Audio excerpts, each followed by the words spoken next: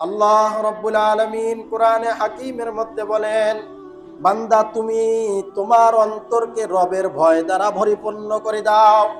আল্লাহর ভয়, মালিকের ভয় তোমার অন্তরের মাঝে এমন ভাবে তৈরি করো, তুমি যখন গুনাহ করবে তুমি তাকায়া দেখবে রব্বুল আলামিন তোমার দিকে তাকায়া আছে। তুমি যখন গুনাহ করবে তখন তুমি তোমার অন্তরের দিকে তাকায়া দেখো তোমার অন্তর কি আল্লাহর ভয়ে কম্পিত আছে কিনা, তোমার অন্তরের মাঝে আল্লাহর ভয় আছে কিনা। এই চিন্তা আর এই ভাবনা যদি তোমার অন্তরের মাঝে থাকে, তোমার মধ্য থেকে গুনাহকে দূরে সরানো সম্ভব হবে, তোমার থেকে গুনাহকে বিদায় দেওয়া সম্ভব হবে, সাথে সাথে সমাজ থেকে গুনাহকে বিদায় দেওয়া সম্ভব হবে। এজন্য আল্লাহ রব্বুল আলামিনকে ভয় করে রব্বুল আলামিন বলেছেন তোমাকে মুসলমান হয়ে কবরে আসতে হবে। যদি তুমি মুসলমান হয়ে অন্তরে আল্লাহর ভয় নিয়ে কবরে আসতে পারো, আল্লাহ রব্বুল আলামিন বলেন তুমি যদি ঈমান আনতে পারো, আমলে সালেহ করে কবরে আসতে পারো, আমি আল্লাহ তোমার জন্য জান্নাতের ফয়সালা করে রাখবো। উপস্থিত সম্মানিত মুসল্লিয়ান ইকরাম, আল্লাহ রব্বুল আলামিনের দরবারে লাখো কোটি শুকরিয়া যে মহান রব্বুল আলামিন আপনাকে আমাকে দুনিয়ার সমস্ত কাজ থেকে ফারেক করে রব্বুল আলামিনের ঘরে আপনাকে আমাকে জুমার নামাজ আদায় করার লক্ষ্যে আসবার বসবার তৌফিক দান করছেন। ওই মহান রব্বুল আলামিনের দরবারে সকলে জবান খুলে অন্তরের অন্তরস্থল থেকে কালিমাতুশ শুকরিয়া আদায় করি, বলি আলহামদুলিল্লাহ। ওই মহামানবের উপরে দুরূদ পড়ি যাকে রহমাতুল লিল আলামিন হিসাবে দুনিয়াতে পাঠানো হয়েছে, যাকে সাইয়্যিদুল মুরসালিন হিসাবে দুনিয়াতে পাঠানো হয়েছে, তার উপরে দুরূদ পড়ি সাল্লাল্লাহু আলাইহি ওয়াসাল্লাম। আল্লাহ পাক রব্বুল আলামিনের দরবারে লাখো কোটি শুকরিয়া যে আল্লাহ রব্বুল আলামিন আপনাকে আমাকে একটি বরকতময় দেশে, একটি সুন্দর দেশে আপনাকে আমাকে জন্মদান করেছেন, যেই দেশের নাম বাংলাদেশ। যেই দেশের নাম বাংলাদেশ, যেই দেশের মানুষ নিজেরা শ্রম দিয়ে নিজেরা উৎপাদিত পণ্য নিজেরা ব্যবহার করেন, নিজেরা খান, নিজেরা সেগুলো রপ্তানি করেন। আল্লাহ রব্বুল আলামিন আপনাকে আমাকে রবি শস্যতে ভরা, পুরা দেশটা শস্য দিয়ে ভরা এমন একটা দেশে আপনাকে আমাকে জন্মগ্রহণ করেছেন, বলেন আলহামদুলিল্লাহ। আল্লাহ রব্বুল আলামিন আপনাকে আমাকে এই জমিনে পাঠানোর পরে আপনার আমার অন্তরের মধ্যে দিল আত্মা তৈরি করে দিয়েছেন, যার মাধ্যমে আপনি আমি চাইলে নেক করতে পারি, চাইলে গুনাহের কাজ করতে পারি। রব্বুল আলামিন এই দুনিয়াতে যত মানুষ তৈরি করছেন, এই সমস্ত মানুষের মধ্যে কিছু মানুষ আল্লাহওয়ালা হয় আর কিছু মানুষ দুষ্ট প্রকৃতির হয়। হয় কি হয় না? রব্বুল আলামিন দুনিয়াতে বিভিন্ন ধরনের মানুষ তৈরি করছেন। কেউ আছে যারা সর্বক্ষণ রবকে স্মরণ করা নিয়ে ব্যস্ত আছে, কেউ আছে আল্লাহকে স্মরণ করা নিয়ে ব্যস্ত আছে, আর কিছু মানুষ আছে সবসময় গুনাহে লিপ্ত আছে। এখন কথা হচ্ছে, আমাদের সমাজের মধ্যে প্রতিদিন হাজার হাজার মাহফিল হচ্ছে কি হচ্ছে না? প্রতিদিন মসজিদের জুমাগুলা থেকে, জুমার মসজিদের বয়ান থেকে, মেম্বার থেকে যে বয়ান হচ্ছে, এই বয়ানগুলা কি গুনাহ করার জন্য না গুনাহ ছাড়ার জন্য? গুনাহ ছাড়ার জন্য হচ্ছে। প্রতিদিন গড়ে বাংলাদেশে ৮,০০০-এর উপরে মাহফিল হয়। একটা মাহফিলে কমপক্ষে ২টা বক্তা থাকে। একটা মাহফিলে কয়জন বক্তা থাকে? ২জন বক্তা থাকে। তাহলে ৮,০০০ মাহফিল হইলে গড়ে ৮,০০০ মাহফিলে ২জন করে বক্তা থাকলে ১৬,০০০ বক্তা প্রতিদিন দিনের দাওয়াতি কাজ করতেছে। ঠিক কি ঠিক না? মসজিদগুলাতে ৫ ওয়াক্ত নামাজের আজান হয়, মসজিদগুলাতে ৫ ওয়াক্ত নামাজের হাইয়া আলাস সালাহ, মুসল্লিদেরকে ডাকে কি ডাকে না নামাজের জন্য? প্রতিদিন ৫ ওয়াক্ত নামাজে মসজিদ থেকে মুয়াজ্জিন সাহেব মুসল্লিদেরকে মসজিদের দিকে ডাকে। এরপরেও আমাদের সমাজে গুনাহের সংখ্যা বেশি না ভালো মানুষের সংখ্যা বেশি? খারাপ মানুষের সংখ্যা বেশি না ভালো মানুষের সংখ্যা বেশি? ভালো কাজের সংখ্যা বেশি না খারাপ কাজের সংখ্যা বেশি? কেন? উচিত তো ছিল হাজার হাজার মাদ্রাসা গড়ে উঠতেছে, হাজার হাজার মসজিদ গড়ে উঠতেছে, হাজার হাজার কোরআনী দুর্গ কায়েম হচ্ছে, কিন্তু এখন উচিত ছিল আমাদের সমাজ থেকে দিন দিন গুনাহগুলা বিদায় হয়ে যাওয়া, ঠিক কিনা? কিন্তু দিন দিন গুনাহ কমছে না বাড়ছে? বাড়তেই আছে। আগে একটা সময় ছিল, যেই সময় পুরা গ্রাম মিলে, পুরা মহল্লা মিলে দুইটা ঘরে বা একটা ঘরে একটা টিভি পাওয়া যেত, ঠিক না? একটা টিভি পাওয়া যেত। সপ্তাহে 2 দিন গুনাহের কাজ হইত। সপ্তাহে কয়দিন গুনাহের কাজ হইত? 2 দিন গুনাহের কাজ হইত, শুক্রবার আর শনিবার, নাকি বৃহস্পতি শুক্র। আলিফ লায়লা দেখতো না মানুষ? শুক্রবার বৃহস্পতি শুক্র মনে হয় 2 দিন হইত। একটা বাড়িতে একটা সাদা টিভি ছিল, সাদা কালো রঙিন, সাদা কালো একটা কি ছিল? টিভি ছিল। ব্যাটারি একটা দাঁড়িয়াপুর থেকে ভাড়া আনতে হইতো, আইনা তারপরে এটার সাথে এন্টিনা লাগায়া তারপরে দেখতে হইতো। কখনো এই দিক ঘুরাইলে এন্টিনার ঝিরঝিরি করতো, কখনো ওই দিক ঘুরাইলে এন্টিনার ঝিরঝিরি করতো, ঠিক কিনা? ছোট ছিলাম তখন, তো টিভি তো দেখতে যাইতাম, ছোট মানুষ ছিলাম। একজন আরেকজনের চালের মধ্যে ডাক দেখো, এই দাঁড়া দাঁড়া দাঁড়া দাঁড়া, হইছে হইছে, আহারে আবার তো নষ্ট করে দিল। বলতে কি বলতো না? ব্যাটারির চার্জ শেষ হয়ে গেলে ছোট ছোট পোলাপাইন ওর ভিতরে পেশাব করে আবার টিভি চালাইতো না? গুনাহ কি বেশি হইতো না কম হইতো? সেই সময় গুনাহ কম হইছে না বেশি হইছে? কম হইছে। একটা পাড়ায়, একটা মহল্লায়, একটা গ্রামের মধ্যে একজনের বাড়িতে একটা টিভি ছিল, তাও আবার কি সাদা কালো, তাও আবার কি সপ্তাহে 1 দিন গুনাহের সুযোগ ছিল। এখন আগের এত কি মাহফিল ছিল, এত কি মাদ্রাসা ছিল, এত কি মসজিদ ছিল, এত কি দাওয়াত ও তাবলীগের কাজ ছিল? তাহলে সেই সময় গুনাহে এত কম হইতো, কিন্তু এখন গুনাহের সংখ্যা দিন দিন বাড়ে না কমে? গুনাহের সংখ্যা বাড়ে না কমে? কেন? আগে ছিল সাদা কালো, এখন হয়ে গেল রঙিন। আগে ছিল এতটুকু পর্দা, এখন 42 ইঞ্চি কন আর 80 ইঞ্চি কন আর 120 ইঞ্চি কন, যত বড় চান তত বড় টিভি আপনার ঘরে লাগানো। লাগাচ্ছে কি লাগাচ্ছে না মানুষ? গুনাহ বাড়তেছে না কমতেছে? গুনাহ বাড়ে না কমে? সমাজ দিন দিন উন্নত হয় না অবনতি হয়? দিন দিন সমাজের অবনতি হয়। প্রত্যেকটা মসজিদে 5 ওয়াক্ত নামাজের আজান হয়, প্রত্যেকটা জুমায়, প্রতি জুমায় ইমাম সাহেব 1 ঘন্টা কথা বলে, কিন্তু গুনাহের কাজ বাড়ে না কমে? কেন? বুঝতে হবে আমরা সঠিক প্রেসক্রিপশন আমাদের জীবনে ব্যবহার করি না। আমরা সঠিক প্রেসক্রিপশন আমাদের জীবনে কি করি না? ব্যবহার করি না। আচ্ছা, গুনাহ কি এখন কমছে না বাড়ছে? বাড়ছে। এই যে আগে কি সাদা কালো রঙিন টিভিতে এত বেশি গুনাহ করা যাইতো? মানুষের হাতে এখন যেটা আছে এর চেয়ে বেশি গুনাহ করা যাইতো? এইটাতে যে যত বেশি চায় তত বেশি গুনাহ করতে পারে। পারে কি পারে না? পারে কি পারে না?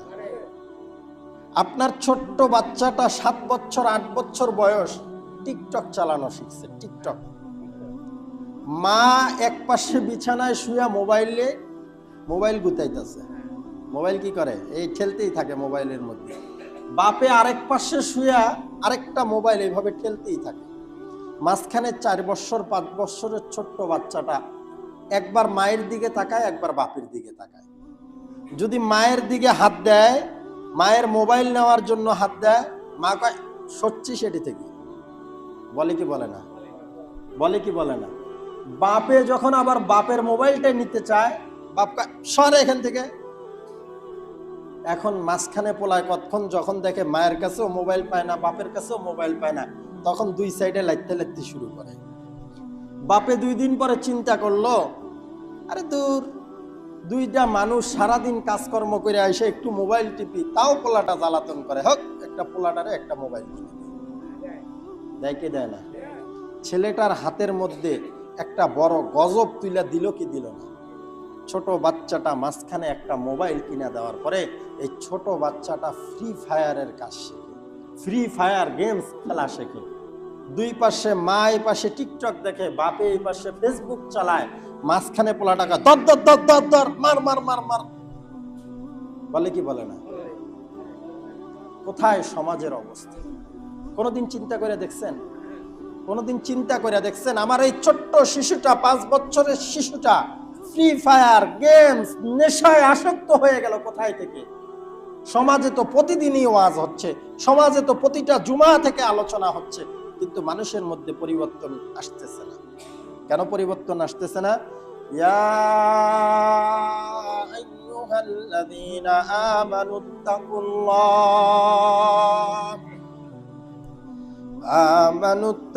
আমানুত্তাকুল্লাহা হাক্কা তুকাতিহি ওয়া লা তামুতুন্না ইল্লা ওয়া আনতুম মুসলিমুন।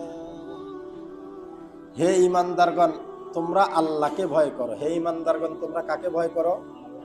কাকে ভয় করো? আল্লাহর ভয় আমাদের মাঝে নাই, যার কারণে আমাদের সমাজ থেকে গুনাহ কমে না, সমাজ থেকে গুনাহ বাড়ে। ঠিক কি ঠিক না? এত ওয়াজ, এত নসিহত, এত কিছুর পরেও গুনাহ বাড়ে না কমে? বাড়ে কেন? কিসের কারণে? বলে যে মানুষের অন্তরে, বান্দার অন্তরে রবের ভয়, আল্লাহর ভয় নাই, যার কারণে। ইয়া আইয়ুহাল্লাযীনা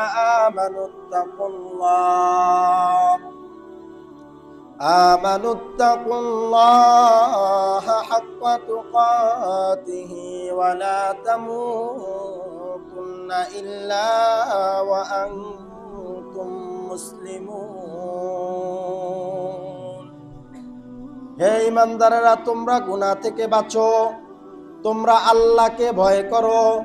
তোমরা যদি আল্লাহকে ভয় করতে পারো, ভয় করার মতো ভয় যদি তোমরা আল্লাহকে করতে পারো এবং তোমরা মুসলমান হইয়া কবরে আসতে পারো, রব্বুল আলামিন তোমাদের জন্য জান্নাতুল ফিরদাউসের মতো জান্নাত তোমাদের জন্য রেখেছে।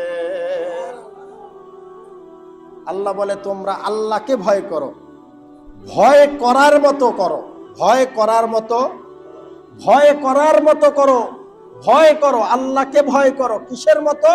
ভয় করার মতো ভয় করো, ভয় করার মতো ভয় করো, এবং মুসলমান না হইয়া কবরে আইসো না। আমাদের অন্তরে আল্লাহর ভয় নাই, যার কারণে প্রতিদিন হাজার হাজার মাহফিল হয়, মসজিদের মেম্বার থেকে বয়ান হয়, মসজিদের মেম্বার থেকে গুনাহ ছাড়ার কথা হয়, ভালো কাজ করার কথা হয়, কিন্তু মানুষ ভালো কাজ করে না, গুনাহ ছাড়ে না। কারণ কি? মানুষের অন্তরের মাঝে আল্লাহর ভয় নেই। মানুষের অন্তরের মাঝে কি নাই? বক্তারও নাই, শ্রোতারও নাই। বক্তারও নাই, বক্তারও নাই, শ্রোতারও নাই। প্রথম ভয় আসা উচিত ছিল বক্তার অন্তরের মাঝে। প্রথম ভয় কার অন্তরে আসা উচিত ছিল? হ্যাঁ, বক্তার অন্তরে। যে ওয়াজ করে সেও করে টাকার জন্য, যে শোনে সে শোনে কান সুর জন্য। সে শোনে, কথা কয় না, কিসের জন্য? কানের সুখের জন্য। কিসের জন্য? কানের সুখের জন্য। যে বয়ান করে সে যদি চিন্তা করত রবের ভয় মানুষের অন্তরে কিভাবে ঢুকাইতে হয়, রব যে আমাকে এই মানুষগুলাকে দিনের দিকে ডাকার জন্য এলেম দিছেন, এই এলেমকে কাজে লাগানোর জন্যই আমি কথা বলতেছি, মানুষের উপরে দরদ আর মায়া নিয়ে যদি তার অন্তরের মধ্যে আল্লাহ রাব্বুল আলামিনের ভয় ঢুকায় দেওয়ার ইচ্ছা থাকতো, আর ওই মুসল্লিটা যদি মসজিদে হোক অথবা মাহফিলে হোক আল্লাহর কথা শুনে তার অন্তরের মধ্যে জান্নাতের ভয়, জান্নাতের ভালোবাসা, জাহান্নামের ভয় জাগানোর ইচ্ছা নিয়ে আসতো, তাহলে এই মানুষগুলো সমাজ থেকে আস্তে আস্তে আস্তে আস্তে গুনাহকে বিদায় করতে পারত। কিন্তু যত দিন যাচ্ছে মানুষগুলো ততই গুনার দিকে লিপ্ত হচ্ছে। কারণ হচ্ছে বক্তা শ্রোতা উভয়ের মাঝে আল্লাহর ভয় নাই। তারা করে হলো কানসু, আর তারা করে হলো টাকার জন্য। বুঝে আসছে কথা? ইয়া আইয়ুহাল্লাযীনা আমানুত্তাকুল্লাহ আমানু তাকুল্লাহা হাক্কা তুকাতিহি ওয়া লা তামুতুন্না ইল্লা ওয়া আনতুম মুসলিমুন। আল্লাহ রাব্বুল আলামিন কোরআনে হাকিমের মধ্যে বলেন, বান্দা তুমি তোমার অন্তরকে রবের ভয় দ্বারা পরিপূর্ণ করে দাও। আল্লাহর ভয়, মালিকের ভয় তোমার অন্তরের মাঝে এমন ভাবে তৈরি করো, তুমি যখন গুনাহ করবে তুমি তাকায়া দেখবে রব্বুল আলামিন তোমার দিকে তাকায়া আছে। তুমি যখন গুনাহ করবে তখন তুমি তোমার অন্তরের দিকে তাকায়া দেখো তোমার অন্তর কি আল্লাহর ভয়ে কম্পিত আছে কিনা, তোমার অন্তরের মাঝে আল্লাহর ভয় আছে কিনা। এই চিন্তা আর এই ভাবনা যদি তোমার অন্তরের মাঝে থাকে, তোমার মধ্য থেকে গুনাহকে দূরে সরানো সম্ভব হবে, তোমার থেকে গুনাহকে বিদায় দেওয়া সম্ভব হবে, সাথে সাথে সমাজ থেকে গুনাহকে বিদায় দেওয়া সম্ভব হবে। এজন্য আল্লাহ রব্বুল আলামিনকে ভয় করে রব্বুল আলামিন বলেছেন তোমাকে মুসলমান হয়ে কবরে আসতে হবে। যদি তুমি মুসলমান হয়ে অন্তরে আল্লাহর ভয় নিয়ে কবরে আসতে পারো, আল্লাহ রব্বুল আলামিন বলেন, ইন্নাল্লাযীনা আমানু ওয়া আমিলুস সালিহাতি কানাত লাহুম জান্নাতুল ফিরদাউসি নুজুলা। আল্লাহ রাব্বুল আলামিন বলে, তুমি যদি ঈমান আনতে পারো, আমলে সালেহ করে কবরে আসতে পারো, আমি আল্লাহ তোমার জন্য জান্নাতের ফয়সালা করে রাখবো। কি ফয়সালা? কি জান্নাতের ফয়সালা? জান্নাতুল ফিরদাউসের ফয়সালা করে রাখবো। বলেন সুবহানাল্লাহ। কি জান্নাতের ফয়সালা করবে? সবচেয়ে বড় জান্নাত, জান্নাতুল ফিরদাউস, সবচেয়ে সুন্দর জান্নাতুল ফিরদাউসের ফয়সালা আপনার আমার জন্য। বলেন সুবহানাল্লাহ। এজন্য আমাদের অন্তরে কার ভয় আনতে হবে? এখন ইমাম সাহেব আমার মেয়ের বিয়া পড়াইতে আসবে না, এজন্য ডেস্ক বন্ধ রাখলে কয় পার্সেন্ট সওয়াব বেশি হবে? কোনো সওয়াব হবে? এই ডেস্ক বাদ দেওয়ার দ্বারা কোনো লাভ হবে? ইমাম সাহেবের ভয়ে আপনি নামাজ পড়তে আসলেন, ইমাম সাহেব আমাকে খুব ভালো জানে, ইমাম সাহেবের সাথে একটা ভালো সম্পর্ক, আমি এখন মসজিদে না গেলে ইমাম সাহেব কবে, মিয়া আমার সাথে আপনার সম্পর্ক, আপনি নামাজ পড়তে গেলেন না। এই কথার দিকে চিন্তা করে নামাজ পড়লে কি সওয়াব হবে? এই কথার দিকে চিন্তা করে যদি আপনি সারা জীবন গুনাহ বিদায় করতে চান, সমাজ থেকে গুনাহ বিদায় করা সম্ভব হবে? কার ভয় রাখতে হবে? আরে জোরে বলেন না, কার ভয় রাখতে হবে? সবাই বলেন, কার ভয়? আরে যারা জবান খোলেন না তারা ভাবছেন কে দিছে এই জবান? এই জবান কে দিছে? আল্লাহ দিছে। আরে কত মানুষ গঙ্গা হইয়া বোবা হইয়া মায়ের পেট থেকে আসে না? কত মানুষ চোখ ছাড়া মায়ের পেট থেকে আসে না? কত মানুষ দুইটা হাত ছাড়া দুনিয়ায় আসে না? আপনি একটু নিজের দিকে তাকান না, আমার কত সুন্দর দুইটা হাত আল্লাহ আমাকে দিছে, কত সুন্দর দুইটা চক্ষু আমাকে আল্লাহ দিছে, আমার জবান দিয়ে কথা বলার শক্তি আল্লাহ আমাকে দিছে। আমি মসজিদ থেকে বাইর হইয়া দেখি একটা গঙ্গা বোবা লোক আমার সামনে করে একটা ভিক্ষা চাচ্ছে। রব্বুল আলামিন আমাকে কত মায়ার মহব্বত করে জবান দিছে। এই জবান দিয়ে আল্লাহ বলতে কি কোনো লজ্জা আছে? এই জবান দিয়ে মালিককে মালিক বলে স্বীকার করতে কি কোনো লজ্জা আছে? রব্বুল আলামিনকে একবার সুন্দর করে ডাক দিয়া বলেন তো আল্লাহ। আপনি সন্তান হওয়ার পরে বাবাকে বাবা বইলা ডাকেন না। আমি এক ধরনের চিকিৎসা করি, কোরআনী চিকিৎসা। আমার কাছে বহু মানুষ আসে, হুজুর আমার বাচ্চাটার বয়স 4 বছর হয়ে গেছে, হাঁটতে পারে, খাইতে পারে, সব করে, কিন্তু আমার সন্তানটা আমাকে বাবা বইলা ডাকে না। জানেন তার ভেতরের কলিজাটা কতটা ব্যথায় ভর্তি?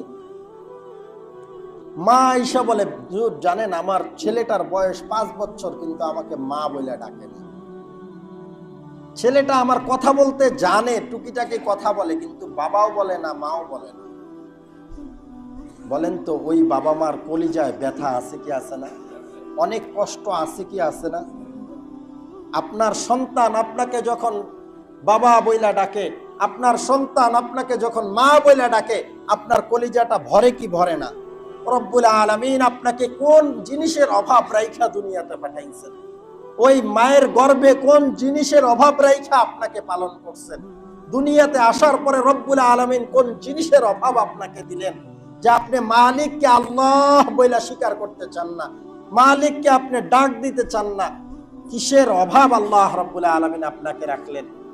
মালিক যদি কিয়ামতের ময়দানে পছন্দ করে, মালিক যদি কিয়ামতের ময়দানে আপনাকে প্রশ্ন করে, বান্দা আমি তো তোর জবান দিছিলাম, এই জবান দিয়া বাবাকে বাবা বইলা ডাকছো, মাকে মা বইলা ডাকছো, বন্ধুকে বন্ধু বইলা ডাকছো,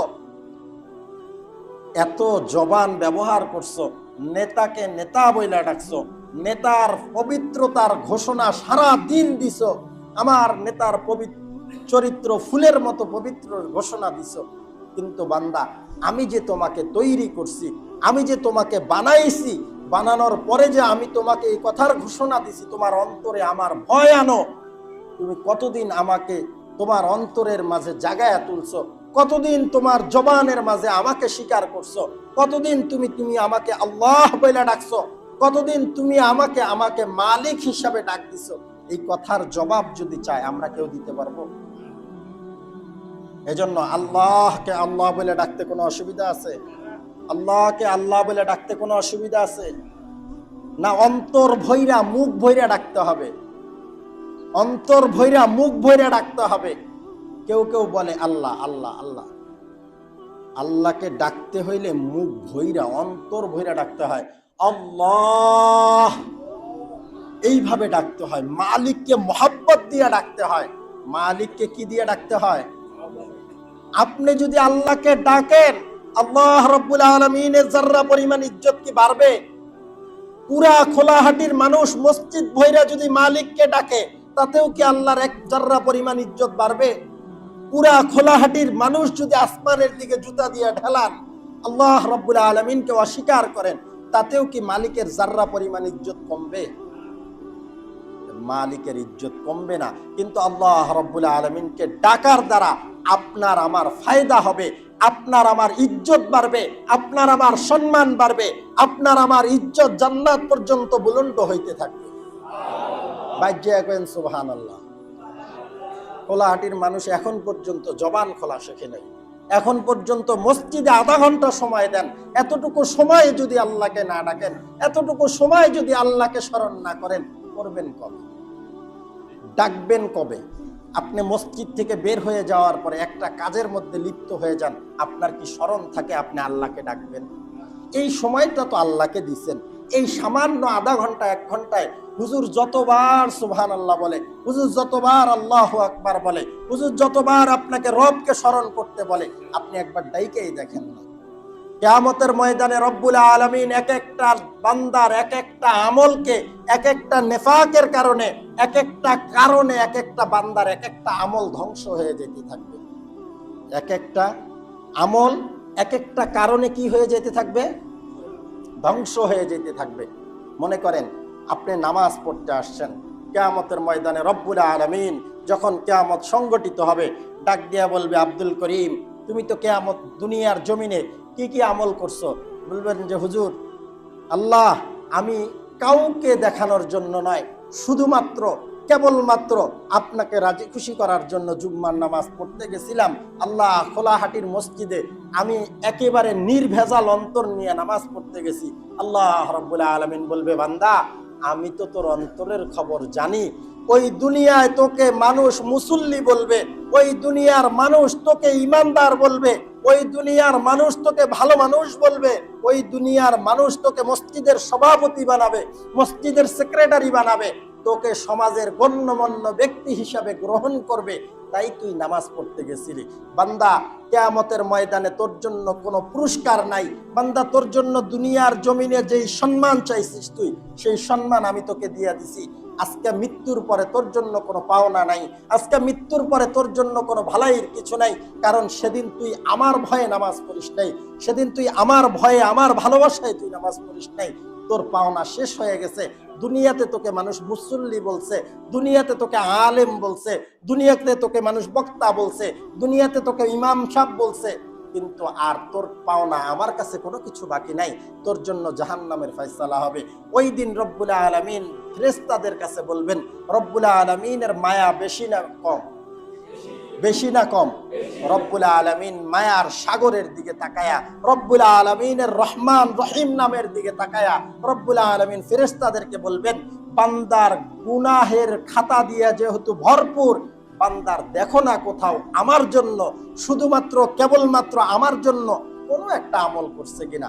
সেদিন যদি রব্বুল আলামিন খোঁজে, খোলাহাটি উত্তর খোলাহাটিতে নামাজ পড়তে আইসা মসজিদে বইসা, কাউকে শোনানোর জন্য নয়, কাউকে খুশি করার জন্য নয়, কেবলমাত্র শুধুমাত্র রব্বুল আলামিনকে নিজের ইচ্ছার বিরুদ্ধে গিয়েও রব্বুল আলামিনকে একবার বলছেন সুবহানাল্লাহ, একবার বলছে কি? একবার বলছে আল্লাহ, একবার বলছে কি? আল্লাহ। আল্লাহ রাব্বুল আলামিন বলবে, বান্দা যেহেতু নির্ভেজাল আমাকে মালিক মনে করে একবার সুবহানাল্লাহ বলছে, যা বান্দা তো বান্দাই গুনাহ কইরা ভরপুর কইরা ফেলছে, আমি তো দয়ার সাগর, বান্দাকে মাফ করে জান্নাত দিয়ে দেব। পারে কি পারে না?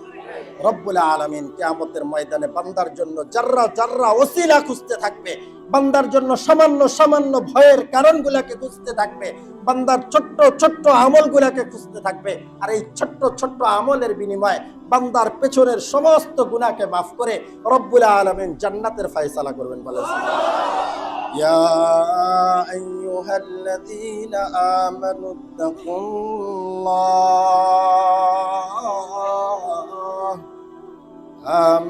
তাকুল্লাহা হাক্কা তুকাতিহি ওয়া লা তামুতুন্না ইল্লা ওয়া আনতুম মুসলিমুন।